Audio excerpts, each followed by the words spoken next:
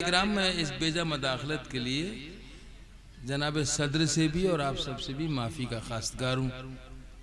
लेकिन हकीकत यह है कि जब तक किसी शख्स के बारे में थोड़ी बहुत मालूमात ना हो, जैसे अभी हमारे रेहान भाई के बारे में जनाब नाज़िम मुशायरा ने तमहीदी कलमात के तौर पर उनका जो तारुफ सही माना में होना चाहिए था, वो उनकी लाइल्मी की वजह से वो ना करा सके। तो इससे हाँ बैठ के पढ़िए आप इत्मीनान से। तो उससे होता क्या है कि हम चूँकि उनसे पहली बार मिल रहे हैं या उनकी उन शख्सियात की तहों से वाकिफ़ नहीं है जो उनका खासा है, तो हम शायद कुछ कम। तो मैं सिर्फ इसलिए हाजिर हुआ हूँ कि जनाब हसीब सोज जो हैं ये उम्र में हमसे बड़े हैं, तजुर्बे में भी हमसे बड़े हैं, रंग में भी हमसे ज़्यादा हैं। देख रहे हैं आप इनका रंग, मेरा रंग हल्का है इनके मामले। नहीं, वो आपका हुस्न नज़र है। ये बात अकेले में कहने की थी, यहाँ सब महफिल में थोड़ी रसवाई हो जाएगी। खैर, हसीब सोज साहब हमारे मुशायरे या अदबी मंजरनामे में एक ऐसा नाम है जो अपनी मुनफरिद शायरी के हवाले से जाना जाता है। यहाँ मजबूत से मजबूत लोहा टूट जाता है, यह है हसीब सोज। यहाँ मजबूत से मजबूत लोहा टूट जाता है, कई झूठे इकट्ठे हों तो सच्चा टूट जाता है। यह है हसीब सोज। हसीब सोज को सुनने के लिए आपको चौंकने की आदत डालना पड़ेगी, क्योंकि इनका हर मिसरा और हर शेर आपको चौंकाएगा। मगर एक गड़बड़ ये हो सकती है कि आप चौंकने में वक्त ज़ाया कर दें, इनका शेर निकल जाए, दाद से महरूमी हो जाए। इसलिए इनको सुनिए, मोहब्बत से सुनिए, चौंकिए भी, लेकिन दाद जरूर दीजिए। बहुत शुक्रिया। हफीज साहब माफ़ी के साथ में मैं बैठ के पढ़ रहा हूँ। देखिए, जो मतला सुनाया ताहिर भाई ने, उसमें दो शेर और मैं सुनाता हूँ। मतलब फिर से पढ़ता हूँ कि यहाँ मजबूत से मजबूत लोहा टूट जाता है, यहाँ मजबूत से मजबूत लोहा टूट जाता है, कई झूठे इकट्ठे हो तो सच्चा टूट जाता है। और ना इतना शोर कर जालिम हमारे टूट जाने पर कि गर्दिश में फलक से भी सितारा टूट जाता है। वाह, इतना शोर कर जालिम हमारे टूट जाने पर। अच्छा है, बहुत अच्छा है। ना इतना शोर कर जालिम हमारे टूट जाने पर कि गर्दिश में फलक से भी सितारा टूट जाता है। और तसल्ली देने वाले तो तसल्ली देते रहते हैं, तसल्ली देने वाले, तसल्ली देने वाले तो तसल्ली देते रहते हैं, मगर वो क्या करे जिसका भरोसा टूट जाता है। वाह वाह, तसल्ली देने वाले तो तसल्ली देते रहते हैं, तसल्ली देने वाले तो तसल्ली देते रहते तो तसल्ली देते रहते हैं, मगर वो क्या करे जिसका भरोसा टूट जाता है। एक गजल के दो तीन शेर और सुनिए। अर्ज करता हूँ कि खुद को इतना जो, अब भाई मतलब करता हूँ कि खुद को इतना जो हवादार समझ रखा है, खुद को इतना जो, खुद को इतना जो हवादार समझ रखा है, क्या हमें रेत की दीवार समझ रखा है। खुद को इतना जो हवादार समझ रखा है, क्या हमें रेत की दीवार समझ रखा है। और शेर सुनिए चेयरमैन साहब, अर्ज क्या है कि हमने किरदार को कपड़ों की तरह पहना है, हमने किरदार को कपड़ों की तरह पहना है। बहुत अच्छा शेर है। तुमने कपड़ों ही को किरदार समझ रखा है। वाह वाह, हमने किरदार को कपड़ों की तरह, बहुत अच्छा शेर है। हमने किरदार को कपड़ों की तरह पहना है, तुमने कपड़ों ही को किरदार समझ रखा है। और उसको खुददारी का क्या पाठ पढ़ाया जाए, उसको खुददारी का क्या पाठ पढ़ाया जाए।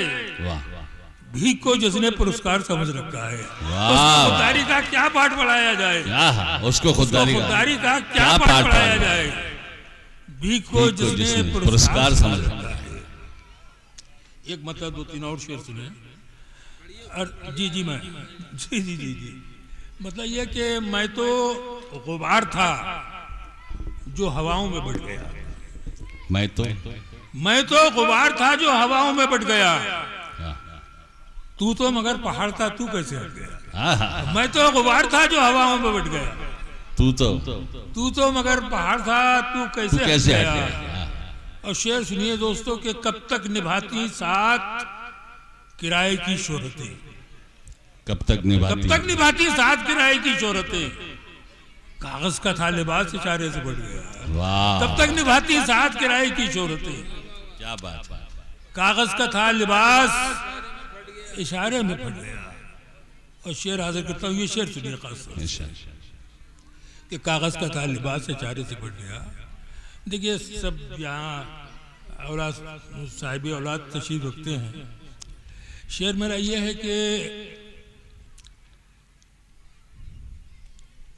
दामन की सिलवटों पे, मुलाहिजा कीजिए, दामन की सिलवटों पे बड़ा नाज है हमें। दामन की सिलवटों पे बड़ा नाज है हमें। घर से निकल रहे थे कि बच्चा लिपट गया।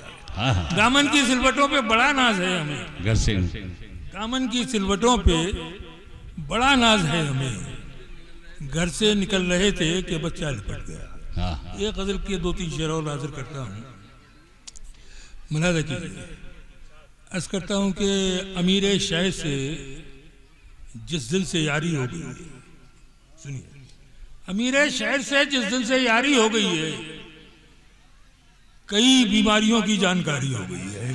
अमीर शहर से जिस दिल से यारी हो गई, कई बीमारियों की जानकारी हो गई है।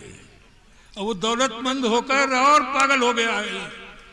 उसे ये वहम है दुनिया बेकारी हो गई है। वो दौलतमंद होकर और पागल हो गया। अरे शेर हुआ, जिंदाबाद जिंदाबाद। वो दौलतमंद होकर और पागल हो गया। वो दौलतमंद होकर और पागल हो गया। वाह। उसे ये वहम है दुनिया बेकारी हो गई है। और शेर ये भी सुने कि तेरी इमदाद से पहले ये सर हल्का बहुत था। तेरी इमदाद से पहले ये सर हल्का बहुत था कि गठरी भीग कर अब और भारी हो गई है। तेरी इमदाद से पहले ये सर हल्का बहुत था कि गठरी भीग कर अब और भारी हो गई है। एक मतलब 2-3 शेर और भी सुने। अर्ज किया है कि देखिए मतलब थोड़ा सा, मैंने कहा कि बीड़ी सिगरेट के धुएं भी जाफरानी हो गए। सुनिए, बीड़ी सिगरेट के धुएं भी जाफरानी हो गए। लोग दौलत की बदौलत खानदानी हो गए। बीड़ी सिगरेट के धुएं भी जाफरानी हो गए। बीड़ी सिगरेट के धुएं भी जाफरानी हो गए। बीड़ी सिगरेट के धुएं भी जाफरानी हो गए। लोग दौलत की बदौलत खानदानी हो गए। वाह वाह। लोग दौलत की बदौलत, बहुत शुक्रिया, बहुत मोहब्बत। अच्छा शेर। लोग दौलत की बदौलत खानदानी हो गए। और शेर हाजिर करता हूं कि मैंने सहरा की जमीनों को समंदर कर दिया। मैंने सहरा की जमीनों को समंदर कर दिया।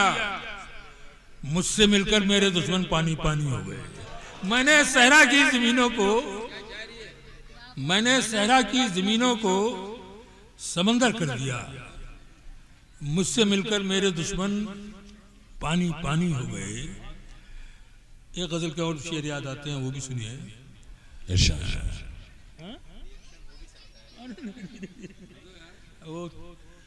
मैं और कुछ शेर सुनाना चाहता हूँ, सुनिए। मतलब यह है कि मैं अगर साहिब किरदार नहीं हो सकता, मैं अगर साहिब किरदार नहीं हो सकता, शहर का शहर गुनहगार नहीं हो सकता।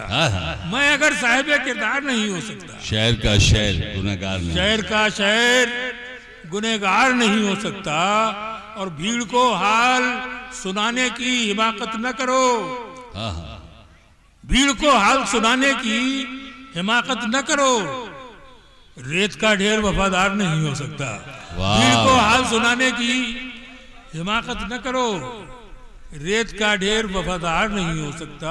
देखिए एक ये इदारे में एक मुशायरा हो रहा है, ये हमारे हफीज साहब ने किया है।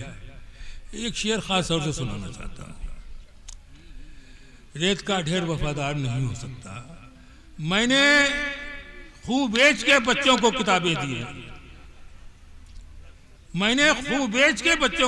दी। ये निशाना मेरा बेकार नहीं हो सकता। मैंने खूब बेच के बच्चों को किताबें दी, मैंने खूब बेच के बच्चों को किताबें दी, ये निशाना मेरा बेकार नहीं हो सकता। नंगे जिस्मों की नुमाइश भी मुबारक हो तुम्हें, नंगे जिस्मों की नुमाइश भी मुबारक हो तुम्हें। हम गरीबों में ये त्योहार नहीं हो सकता। क्या बात, नंगे जिस्मों की नुमाइश भी मुबारक हो तुम्हें। हम गरीबों में ये त्योहार नहीं हो सकता। और ये आखिर में 3-4 शेर और अर्ज किया है कि गरीब धूल से छूटे, सुनिए, गरीब धूल से छूटे धुएं को खाने लगे। गरीब धूल से छूटे धुएं को खाने लगे। हमारे गांव में अच्छे ये कारखाने लगे। क्या बात, हमारे गांव में अच्छे ये कारखाने लगे।